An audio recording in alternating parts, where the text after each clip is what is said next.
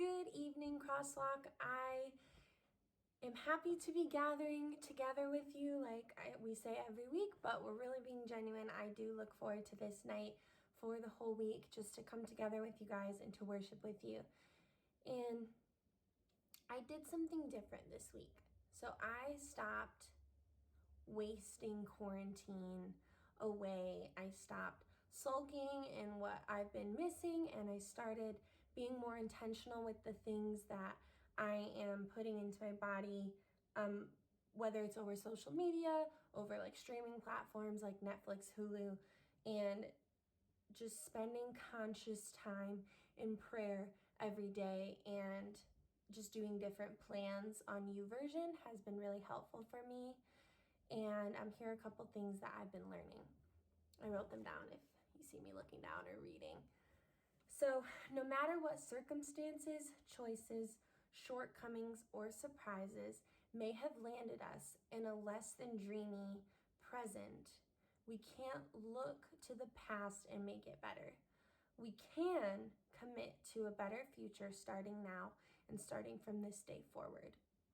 We serve a God who can do far more than we could ever ask or imagine, and so it's time to stop playing it safe with our prayers, dreams, and lifestyles. We are passionate and powerful, and we are charged with changing the world in radical ways. So I encourage you guys to just enter into prayer with the Lord and really tell him how you're feeling. Tell him, this sucks and I miss this, or tell him I'm actually thankful for this time because I've had more time to sleep, or whatever it is. It could be both of those things. And I do challenge you to bring your, how you're feeling right now to the Lord. And also, I challenge you to think of some ways that you're thankful for this quarantine. And also bring those to the Lord, because he knows all of your thoughts and your feelings before you can actually even process what's going on. So by us just coming to him and opening up to him, that's his desire, is for, even though he already knows, for us to tell him ourselves and then to listen to what he has to say to that. So these next couple songs that we're going to do before Micah's message are all about that cry of us just saying things like, open up my eyes, God, my soul longs for you, create a brand new heart in me, all my love, you can have it all, God. We give you everything, etc. So if you don't know the songs, just listen and pray.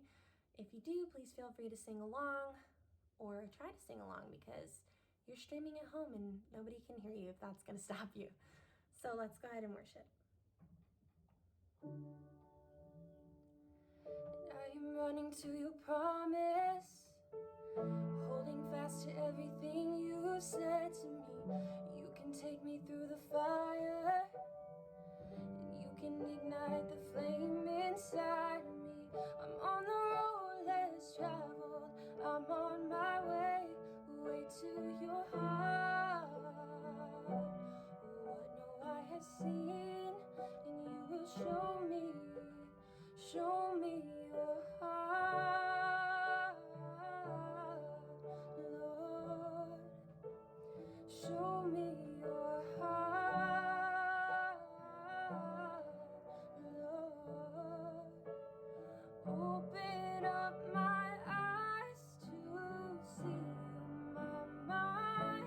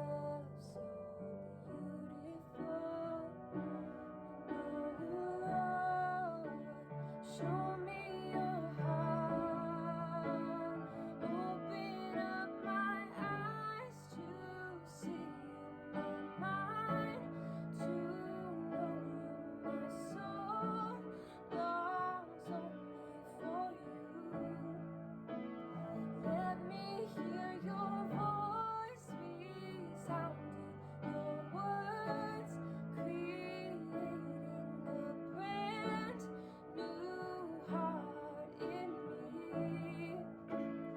Open up my eyes to see my mind, to know you. My soul longs only for you. Let me hear your voice resounding your words, creating a brand new heart in me.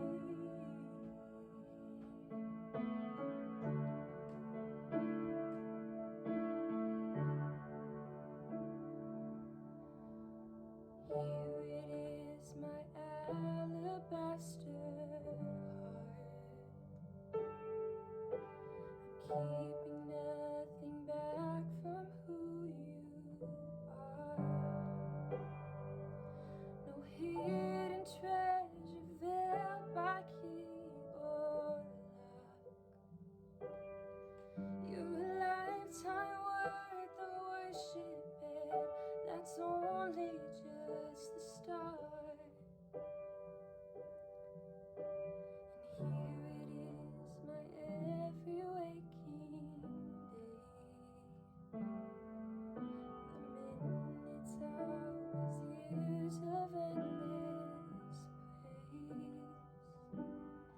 For you're worthy far beyond all I could say. There's a lifetime worth of worshiping the nuance of your names.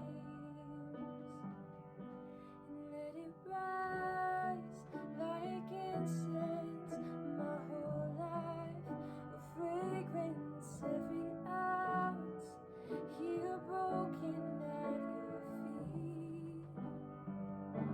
In every breath, an offering, my heart cries, these lungs sing over you, my worthy King of Kings. And there it is, your alabaster cross, giving all you are for all I'm not. I can't believe that's the kind of king you are. How could I not bring a lifetime worth of worship to you, God? So let it rise like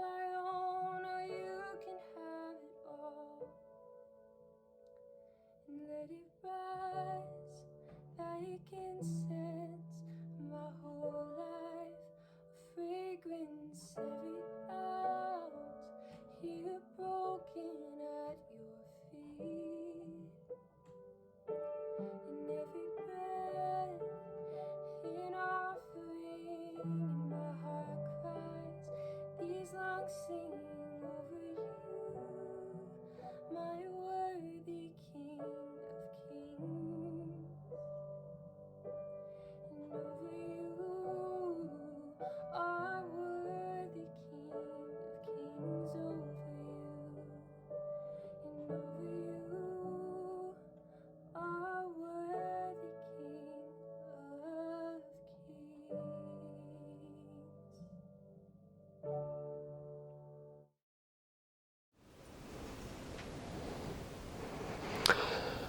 Well, good evening. So tonight we are actually live, and we'll see how this goes. If everything falls apart and the wheels just fall right off of this, I'll join you guys back in the Zoom meeting and we'll finish there. But let's hope that this works out pretty well. I originally started out outside, but it started getting windy and cold, and so I just brought it back in, and we'll see how it goes inside with me actually talking to you guys live tonight.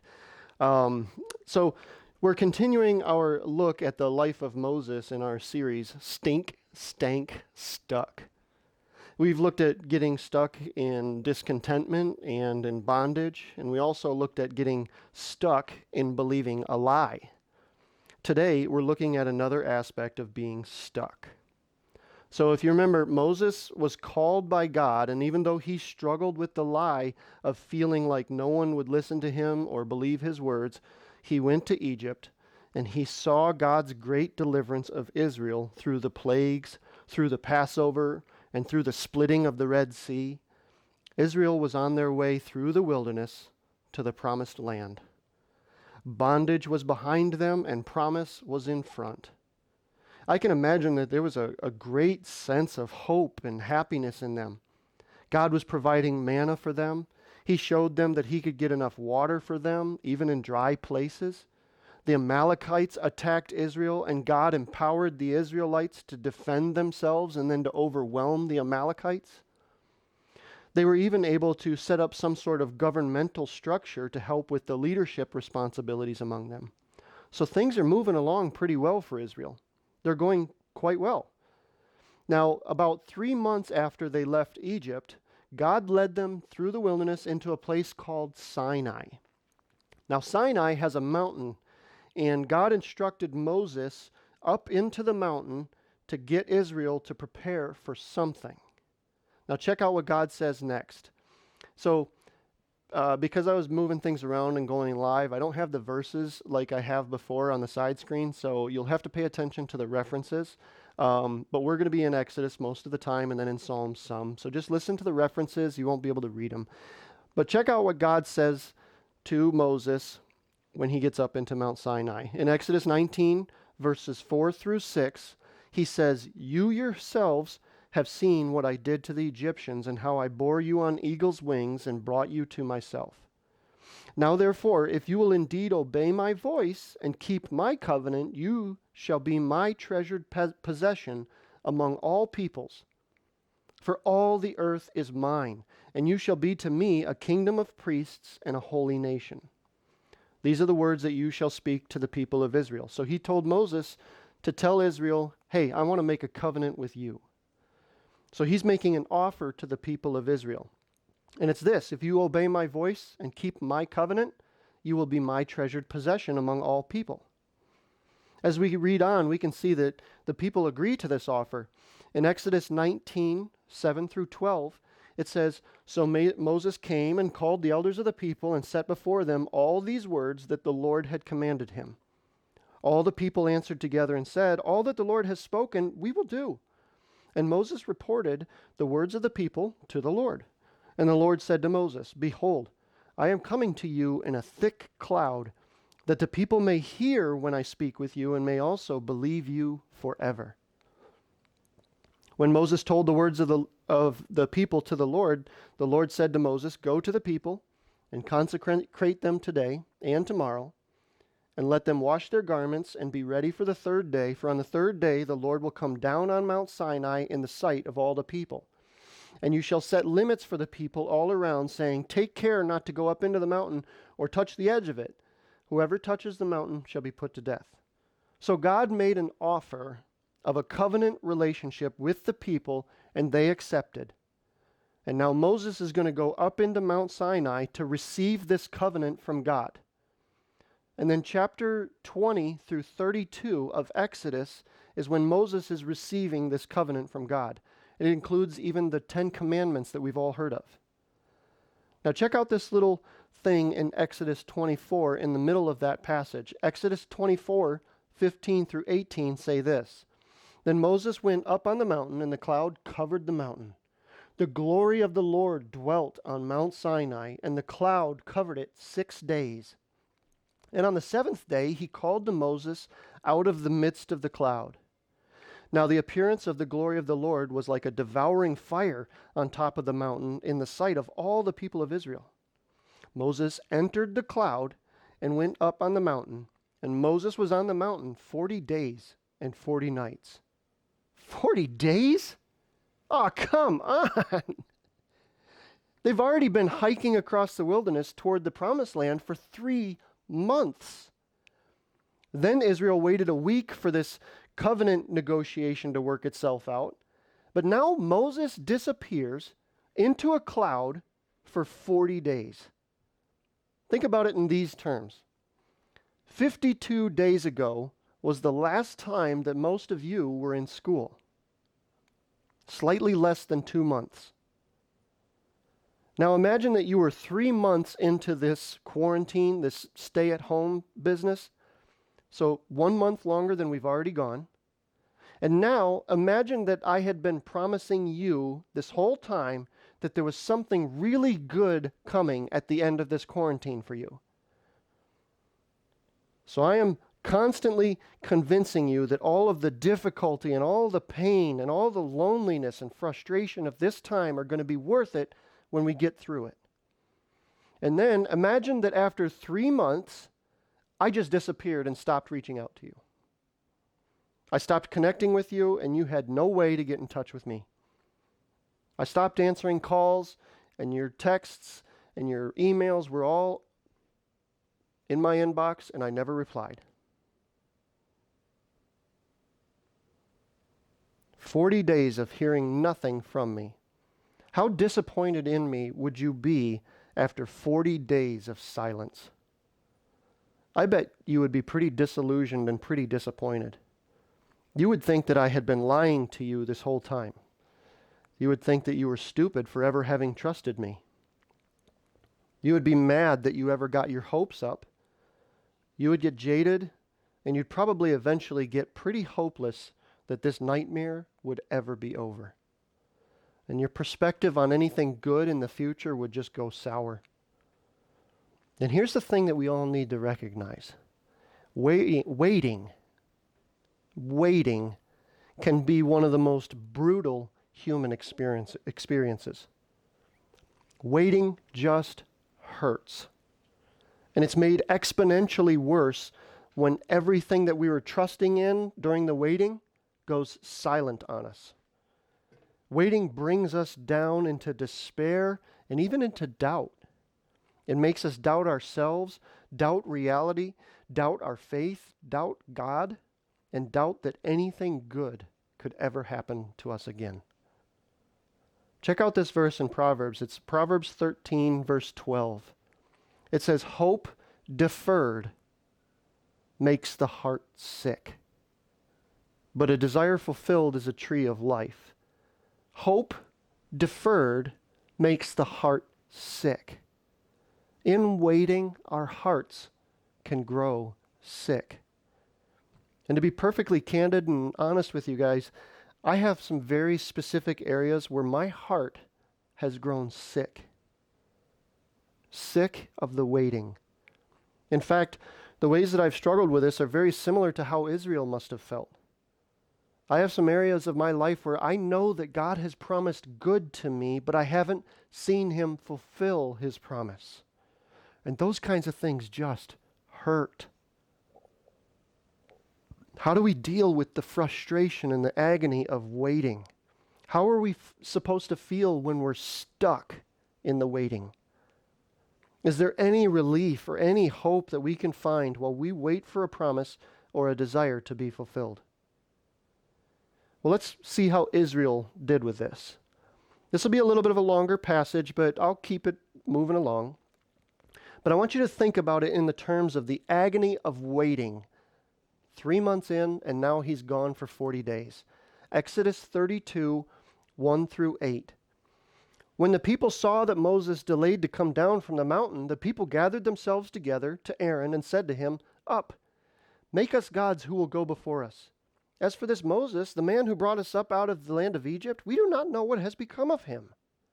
So Aaron said to them, Take off the rings of gold that are in the ears of your wives, your sons, and your daughters, and bring them to me. So all the people took off the rings of gold that were in their ears and brought them to Aaron. And he received the gold from their hand and fashioned it with a graving tool and made a golden calf. And they said, "These are your gods, O Israel, who brought you up out of the land of Egypt." When Aaron saw this, he built an altar before it, and Aaron made a proclamation and said, "Tomorrow shall be a feast to the Lord." And they rose up early the next day and offered burnt offerings and peace offerings, and the people sat down to eat and drink and rose up to play. And the Lord said to Moses, "Go down, for your people, whom you brought up out of the land of Egypt, have corrupted themselves. They have turned aside quickly out of the way that I commanded them. They have made for themselves a golden calf and have worshipped it and sacrificed to it and said, 'These are your gods, O Israel, who brought you up out of the land of Egypt.'" And then skipping down Exodus 32, 25 through 28. And when Moses saw that the people had broken loose, for Aaron had let them break loose, to the derision of their enemies, then Moses stood in the gate of the camp and said, "Who is on the Lord's side? Come to me." And all the sons of Levi gathered around him, and he said to them, "Thus says the Lord God of Israel, put your sword on your side, each of you, and go to and fro from the gate to gate throughout the camp, and each of you kill his brother and his companion and his neighbor." And the sons of Levi did all according to the word of Moses. And that day about 3,000 men of the people fell. And then in verse 35 it says, "Then the Lord sent a plague on the people because they made the calf, the one that Aaron made." Now I understand that this whole chapter is kind of hard to follow, and it seems really violent. But let's pick apart what's happening here.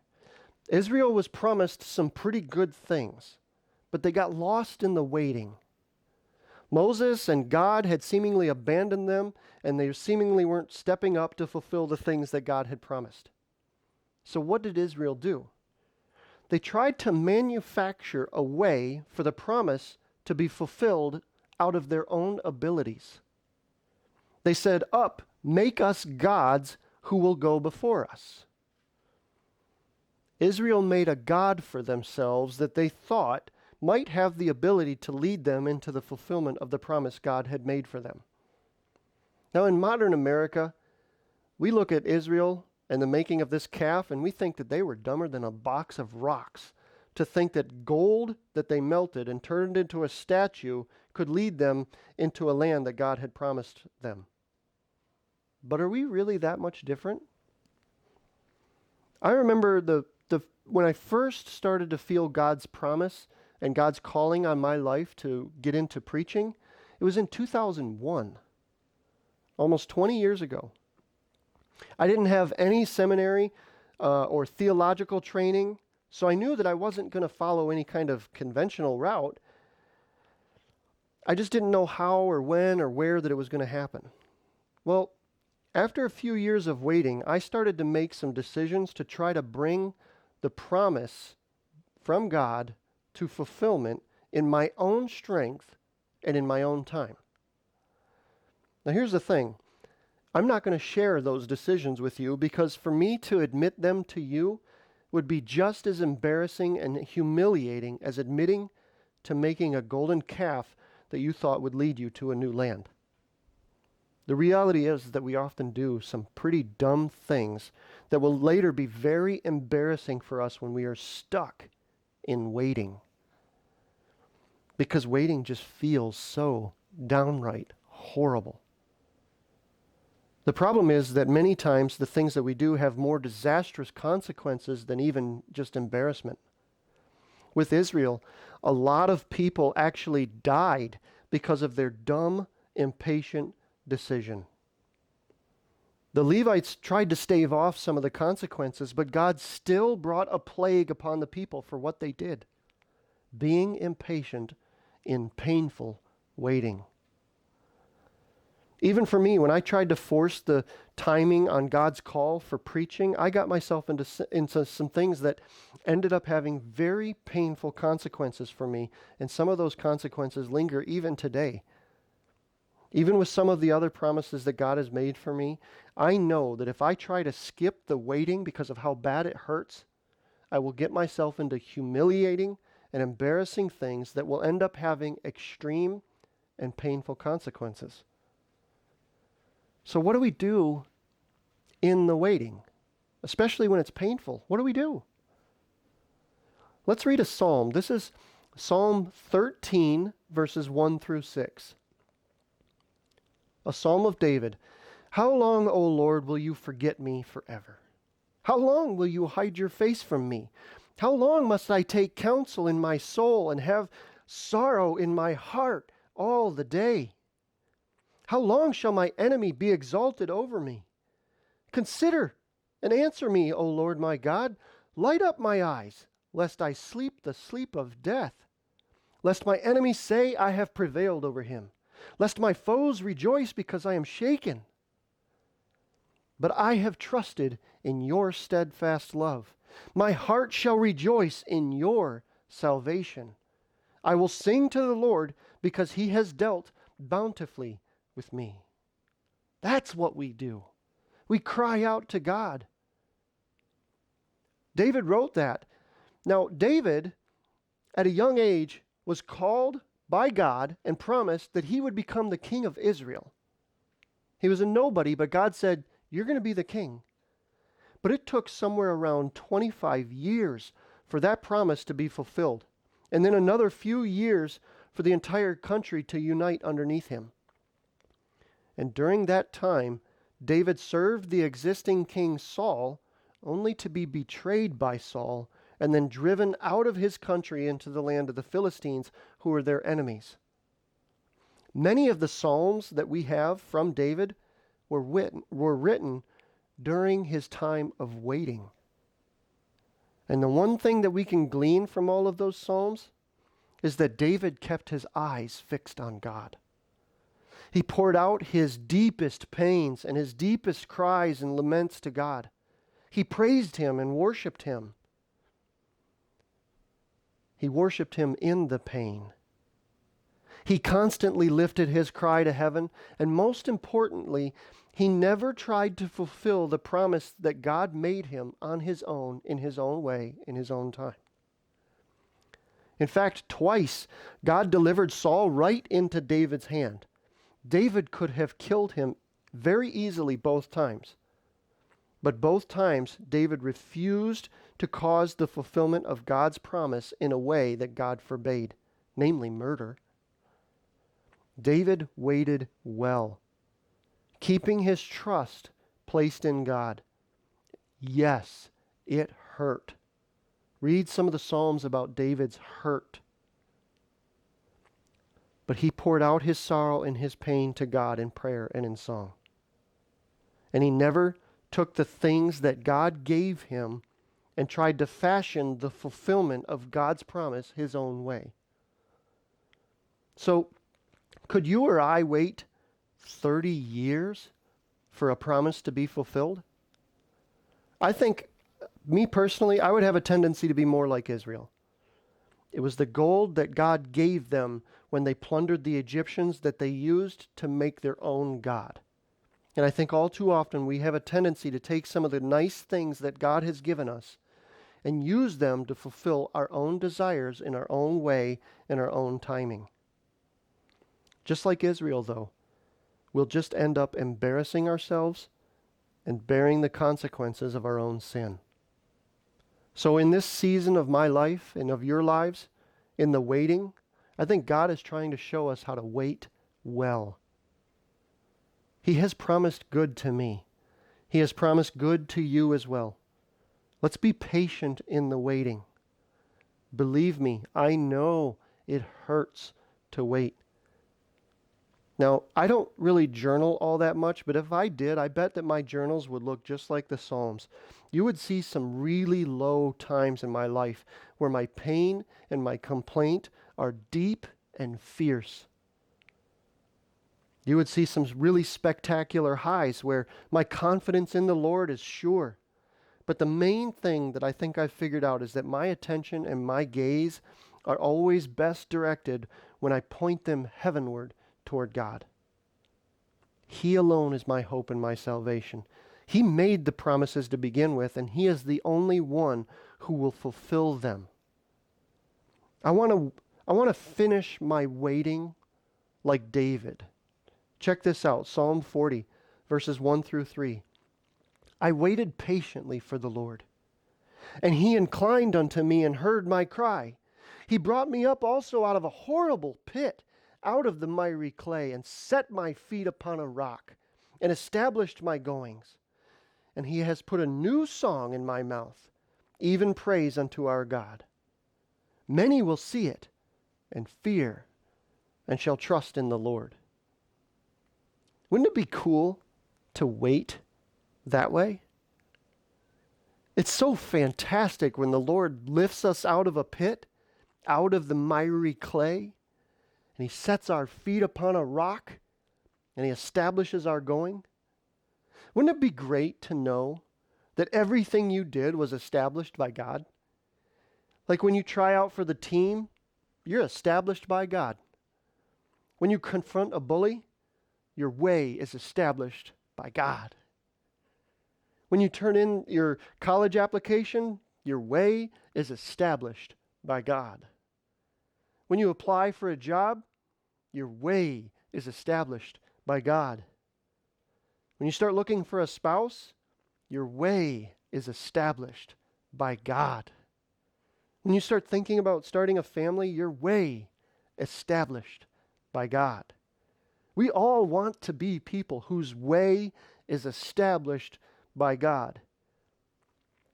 But we cannot forget the first line of that psalm. I waited patiently for the Lord. Now I know that it is cliche, and sometimes it even hurts to hear this, but if we want God to establish our way, then we have to wait patiently for Him. In the waiting, pour out your cry in worship. Read the Psalms. Look at how David did it. Sing out to God even when it hurts. Do what you have to do, but don't try to fulfill the good things that He wants for you in your own way. Wait patiently. And now Catherine's going to lead us in a song called Consume Me. And it's one of those songs where you can cry out this way in this kind of a psalm, especially when you're in the painful waiting. And this is Consume Me.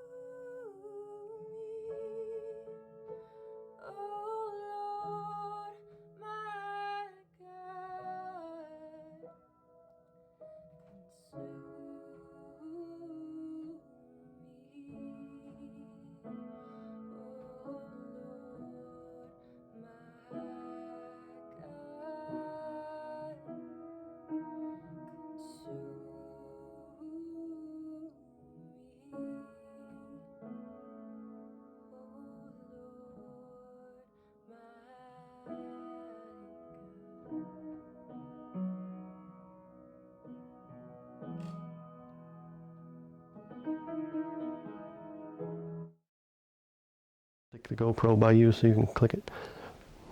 Go? Yep. Okay. So yeah, thank you so much for joining us tonight. If you're joining us on YouTube Live, then you are dismissed, and we thank you so much for joining us. And Crosswalk, you are invited back into our Zoom meeting where we will split up into our small groups. So thank you so much for joining us, and have a great week.